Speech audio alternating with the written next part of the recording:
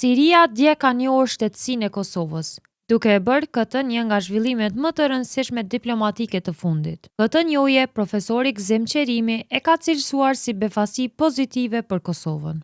Besoj që kanë filluar komunikimet që një kohë, por megjithatë është një befasi pozitive për shtetin tonë dhe vlen vlerësohet angazhimi i presidentës së vendit Vjosa Osmanit, por edhe i Republikës së Turqisë, e veçmas i shtetit Arabisë Saudite, pa e anashkalu edhe kontributin e muftiut Naim Tërnava.